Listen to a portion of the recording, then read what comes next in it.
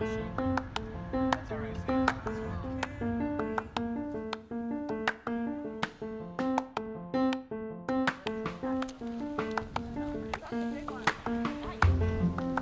what a beautiful snake. How much did it hurt? No, it didn't. It just felt like. Yeah, I know. That's a muscle. That's really cool.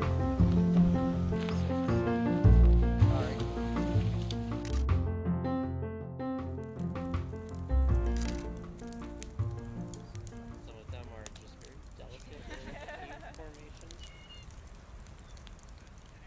The snake trip is probably one of the most different types of field trips you can go on through the school.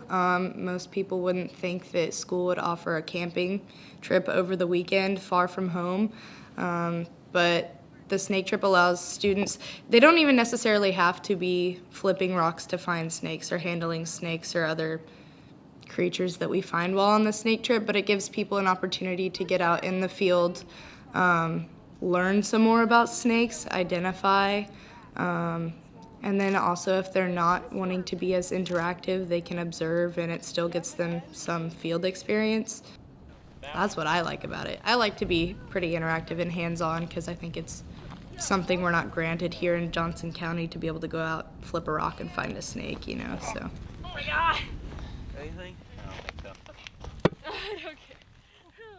Not many of us get to go out into the camping for that much. Like everybody's either really busy all the time, so you don't really get to actually go out and see nature. Like I haven't really been out in into grass and lifting up rocks, all sorts of things. It was very you were actually out there and doing it yourself, and that's what really made it count. And also the people there are just really, everybody there's so nice. Yeah, like you can tell because this and the brighter coloration of this compared to this. I used to be really set and I was going to be a chemical engineer until I met Mr. Small and went on these snake trips. I was oh, maybe I'll be a field biologist, and I was maybe I'll be a bioengineer, and now from this point on I've become so uncertain. But I know I'll at the very least minor in herpetology or something like that. Distinct coloration of the top and the bottom here. There's a wasp nest somewhere in that direction, Mr. Oleg. You get a much more realistic experience and look at your teachers instead of what happens in school, because they're just so laid back and chilled out on the actual snake trip, because they're not worrying about a bunch of all this other stuff. They're just worrying about how many herps are we gonna find. And it's a really cool way to just hang out with the teacher and get to know them and learn some of your reptiles and amphibians, or your forbs, or your different birds. We're looking for a cut-up, not a racer. Yeah, that hillside right up there, we could go up there and curve around. Every year I think, I'm excited, hey, let's go find some snakes.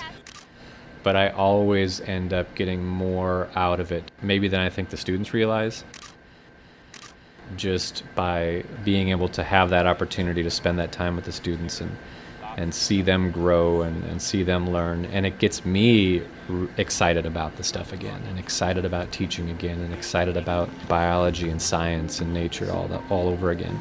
Grab onto his body. It builds their appreciation of their home state, and builds appreciation for the natural areas in their state. Because mostly where we go is places where when you're standing up on the hill, you don't see a city anywhere. You hardly see roads. Sometimes you may go an hour without seeing other people aside from the 5 people that are hanging out in your group.